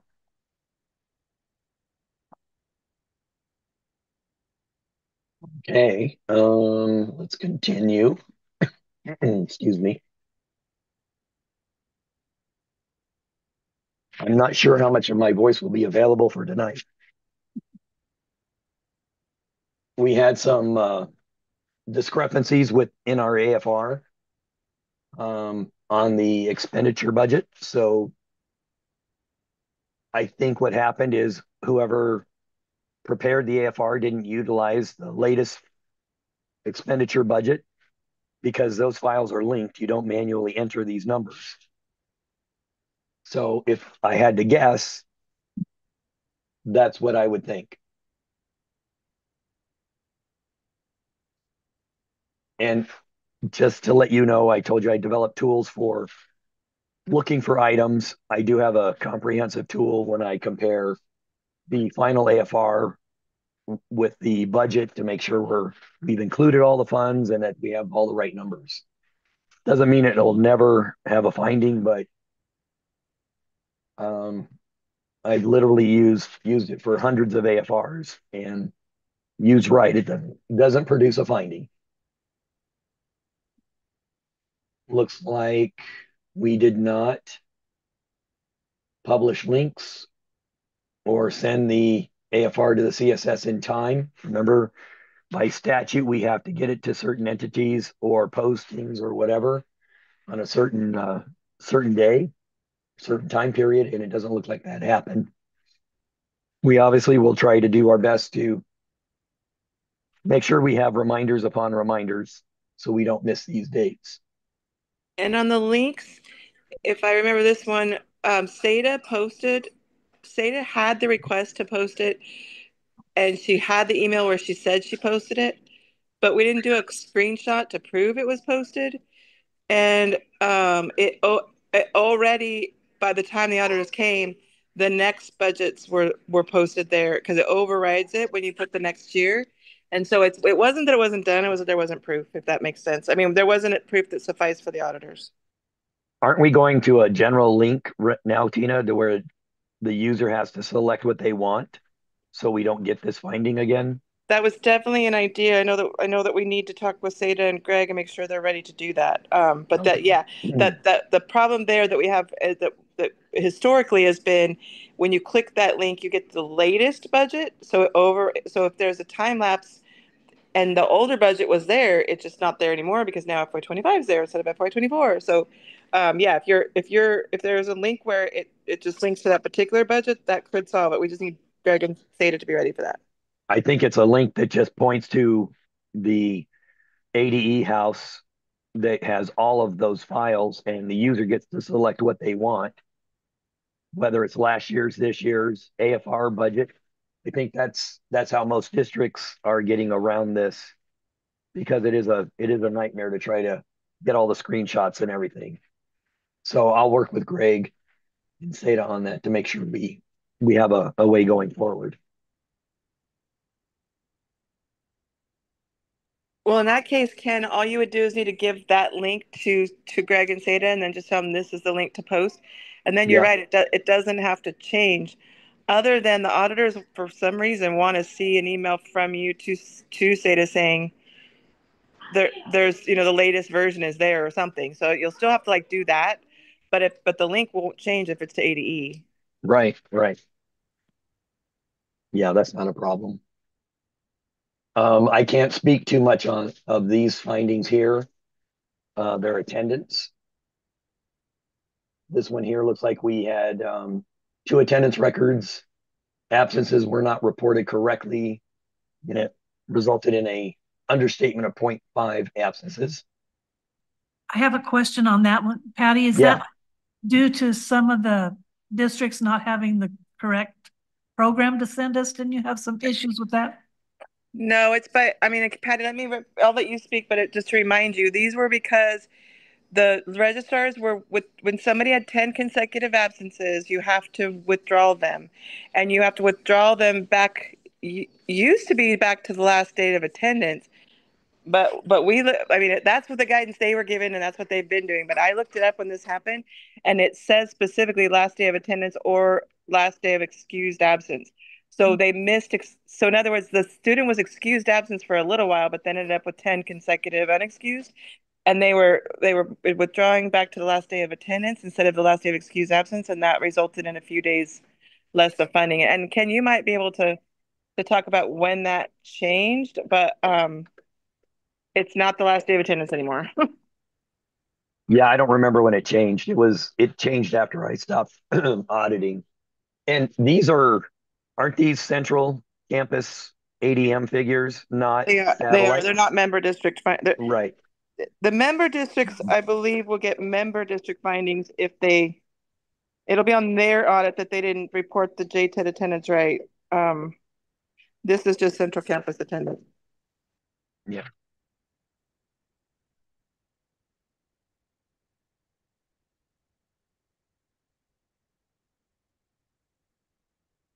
And Patty, I'm sorry, I know Brenda asked you the question. Did you have anything to add? Was I? Oh, you answered it perfectly.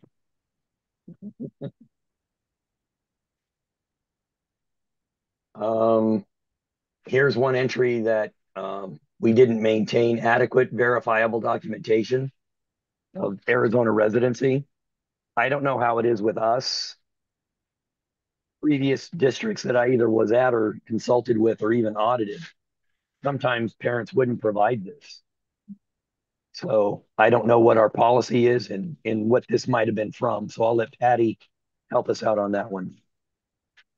So this one is one because of the flowing wells in Mountain View, where we are enrolling the daytime students, but we don't always have their documentation. It's at Mountain View or Flowing Wells.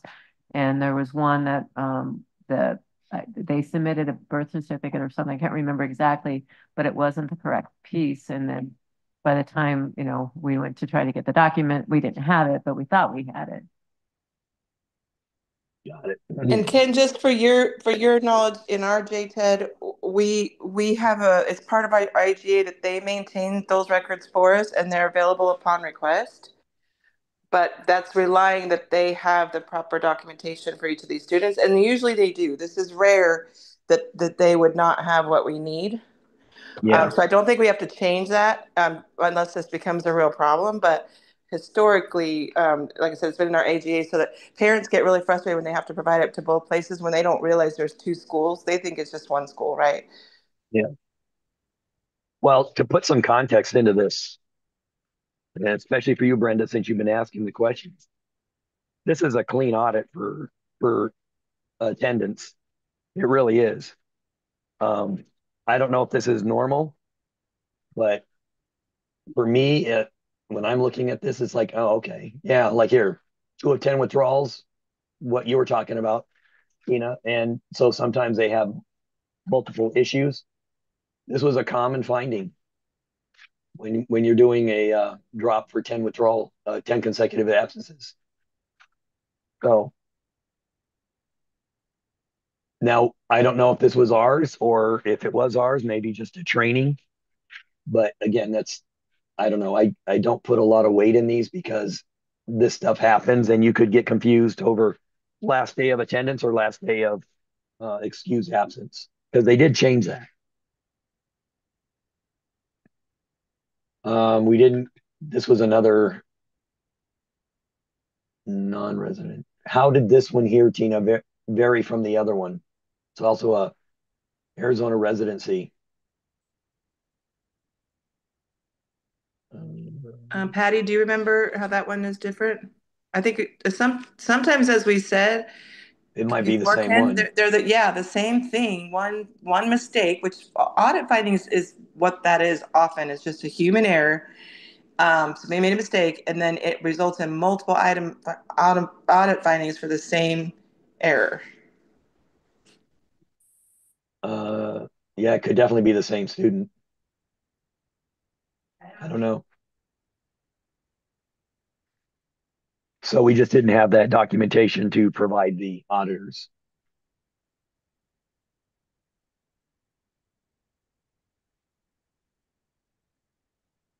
So that was all in student attendance, which I can't stress to you how much that is clean. A lot of districts have numerous withdrawal intakes, forms being wrong, all this stuff. So not bad. Here we go. The district did not maintain adequate separation of duties in its IT systems. We didn't limit access to our accounting system. Tina, do you remember what user who that user was? Was that you? No, I think it was Abel. Oh, okay. I think Abel had too much access. Okay. But also just to point out, and again, not making excuses for this audit, but prepping you for the 25 audit as well. As we talked about, these are human errors. Well, FY24, we were pretty solid in terms of not having necessarily student turnover or staff turnover, sorry, all the way till July 1 of last year. Thomas, Renee, and others were here. FY25, you had a lot of key positions that were gone and turned over. So we had Thomas left, Renee left, Abel left, Derica left. So you see some of this in just even these audit responses. Sometimes the information just couldn't be found with the turnover. But FY25 is likely to be worse with all the staff turnover, just FYI, just because again, it's a ripe environment for human error to occur when you have new people doing a job that's important to the audit like this. So just FYI. And it'll generate more scrutiny by the audit team because that is an area of weakness when you have a lot of turnover, especially in key positions. So Tina's right. It's probably going to be a little worse, or at least we should prepare ourselves. It might be because we can't go back and fix some of these. We can fix accounting code errors or things like that, but these kind of things we can't fix because it's already in place. So It do they ever was. ask for any explanation like that? I mean, is that you don't want to say an apology, but is there a chance to say that at the front end that we have big turnover and Not on this document. There's no area for us to say that in this. In the other findings, yes, not in this one. And I do believe our response on the material weakness finding for capital assets, we did mention staff turnover. okay. We did. Yeah. I'd like to add a little bit that Yep. there were some issues with the staff that turned over in some of the things that they were doing in systems and coding incorrectly and putting out sheets for staff to use to code like a cheat sheet that was incorrect. So it wasn't just turnover, but I think there were issues of inexperience and with some of the staff that we were discussing in the turnover. There was Well, there for sure, Kathy. Thank you for mentioning that because FY24, as I said, this audit that you're reviewing is for FY24, which ended June 30, 2024. You had a CFO that had been there for 3 years at that point. You had Renee who'd been doing purchasing for years. You had Derek. That's what I mean. Those people were all still in place through the end of, I mean, not obviously going through the audit, but the period of time that they're auditing, they were there. So during this audit, the FY25 is going to be the one where, they're not there. But these things were put in place in 20. That's why I'm saying it's going to snowball. You're going to see more. We'll correct everything we can, but it's that we can't expect the FY25 to be that much better. And in fact, it might be worse, but going forward, it's going to get better. Well said. Yes. And the audit, you see that all the time as an auditor. You look, hey, everything was clean, and all of a sudden a spike in findings, and you look and you're like, oh yeah, this district had major turnover in the business office. So we expect that to be a 2-year process at least before things get cleaned up, just because it takes them.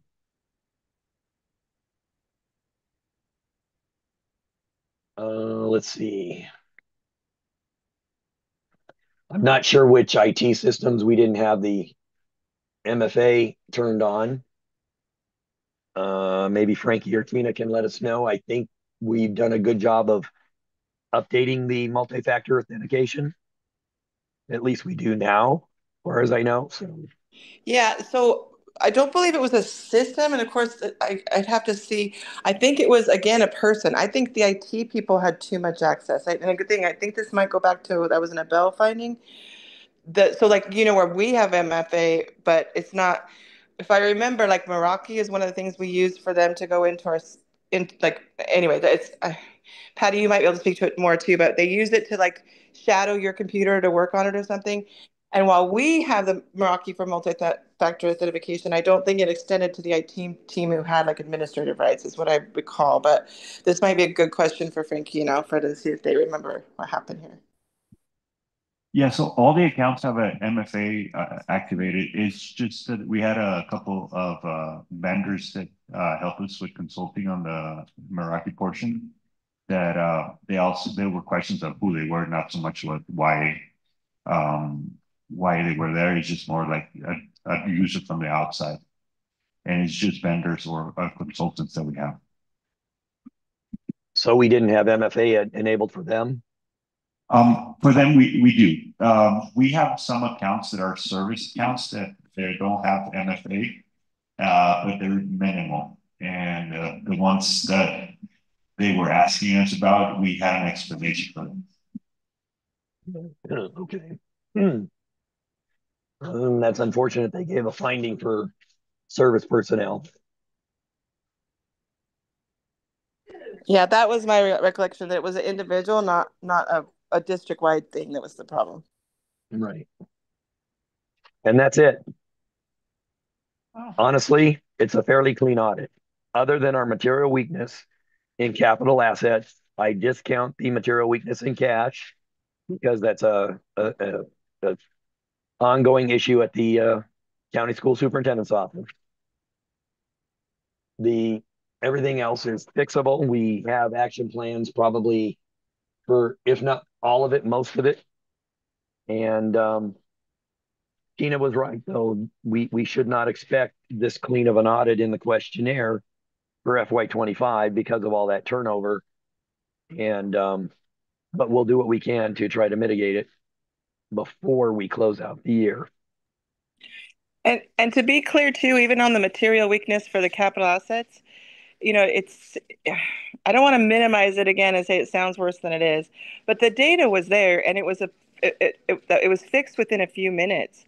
It's just because the auditor spotted it before we did, then it's a finding, and there is a material weakness, and that we didn't have a system in place that could catch it before the auditor saw it. And acknowledging that there was human error involved here, for sure. But in terms of, was that asset?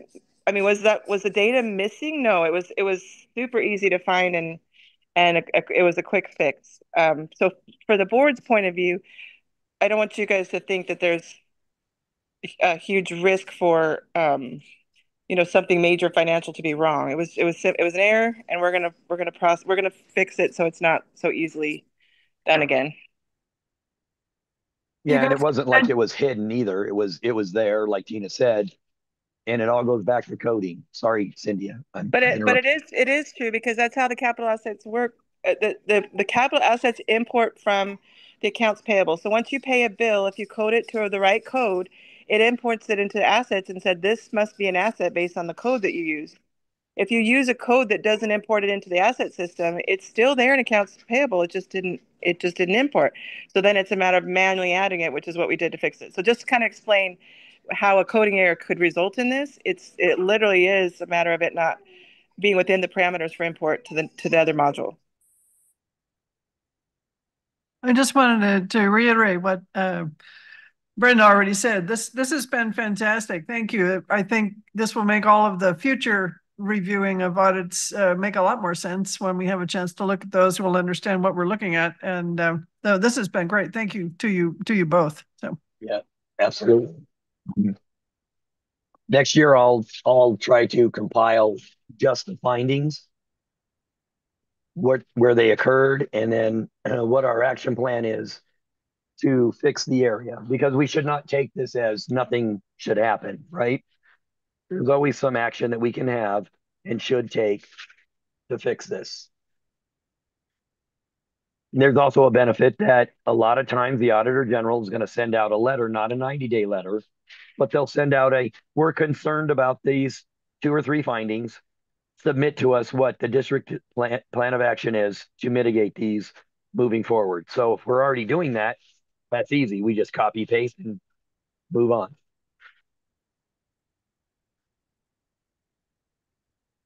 I think we only have 10 minutes. So what I might do is just share with you some items that we could talk about in the future. So definitely we're doing a change in the bank, going to Chase Bank. There's multiple reasons. This is in that printout. You can read it. We're all ready to go. Chase is going to make it a lot easier for us to do what we need to do. And then what's really nice is they're going to give us a check scanner. So the only time we should need to physically go to a bank is when one of our enterprise funds has a cash deposit.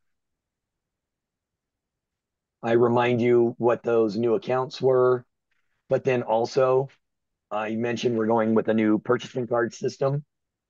It's already been authorized. They're setting up the credit limit right now. They needed to review our financial statements for the last few years. We have to have them set up a landing page and how we want things to show up when a user uses the card. That'll take 4 to 6 weeks. I mentioned the difference between a credit card and a P card.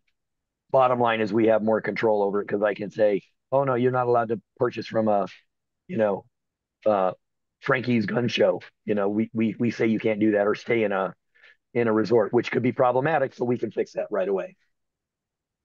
We're also going to an electronic timesheet system. We're actively involved in that. We're hoping that gets taken care of by October, because right now Sandra is entering all those manual timesheets or those timesheets by hand. So that'll also port those hours over.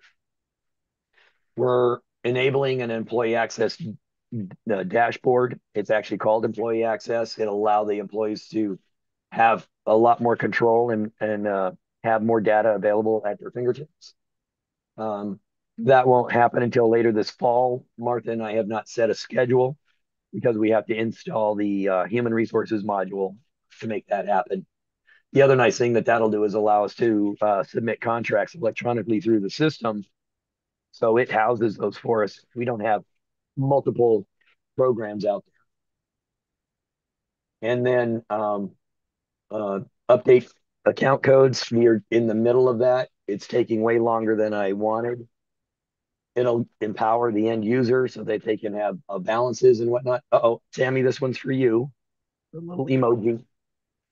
I do jump into the weeds in case you guys have some leisure time and want to know why everybody gets irritated about account codes, because this is what we have to do when we're coding for a requisition. But the account code string does tell a story. It tells us what we're purchasing it for, and what funding source will be used. The only difficulty, well, there's plenty of difficulties, but one of the difficulties is they change that USFR almost every year, that we have to change what we're doing. So in your leisure time, this will tell you what each one of those account code elements is for. And now you can understand why people like Sammy and Chris have fits when I send a rec pack and say check coding. So with that, I will take any last questions. I know we ran right through the business office update. I'm more than willing to have conversations in the future on that. There are a lot of changes. Some is going to be painful, but at the end of the day, I feel it's going to make us a lot more efficient and have a lot better controls in place. Brenda has one more comment question. Sure. We've asked in the past about having study sessions for things like this that we have to take time to digest. So what you gave us today would be perfect anytime that we have to look at an audit and know about it, because 600 pages or whatever is kind of hard to read. So thank you so much. And hopefully in the future, we'll have it before we have to vote. Yes, absolutely. We can always have a study session on just the audits, for an hour and a half to review just findings. And then we can submit that with the acceptance ask at the board meeting, whatever you guys need. Thank you. Thank you, Kenneth. And Tina, you've been with the auditors this week. Are they giving us an indication of when they will be completing the performance? No, not at all, because right now they still are in the phase of developing their objectives. So as we met with them last week, remember they had an idea of objectives they thought they were going to work on, and that's kind of what they're pulling data for today. But they might make changes to those. And then I'm unsure if this work this week is just to do those objectives or if it's actually they're in the audit work phase. I think they're not. I think they're still digging. So I think we're kind of still right in the middle of the process. I know they did express some interest in getting it done as soon as possible, but they had some turnover. But I mean, yeah, I think we're in the middle and we're about, what, 6 or 9 months in, so it's going to be a while. Thank you.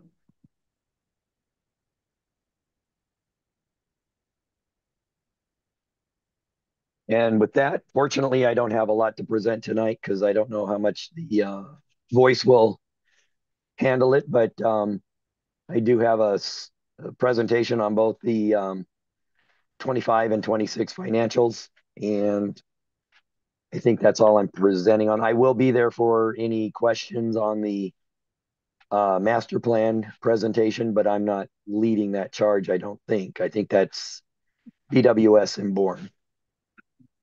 So Nothing that a shot of tequila won't fix. no, I would like to try it, but even though I'm remote, I feel I'm still on company clock, so maybe I shouldn't. But then no one would know because I'm not there. So who knows? Also, we do have, as we mentioned, the audit report will be a roll call vote. I will be there for any other questions. So if between now and that vote, you guys have other questions that you forgot to ask, you will have time to ask them. So I just want to give you that too.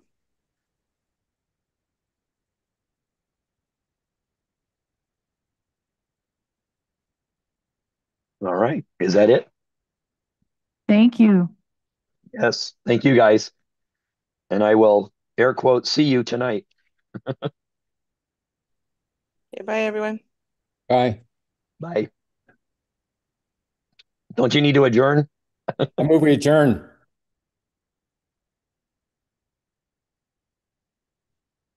I didn't hear a move. I move we adjourn. They don't have their mics on, Wayne. We can't hear them. Okay. Well, it was an outstanding session, Ken. I really Adjourned. There we go. Thanks. Well, yes, you're welcome. We always want to be transparent and answer any of your questions. Much appreciated. Thanks, Ken. Bye now. Yep. Okay. Bye-bye. Hope you feel better. Thank you.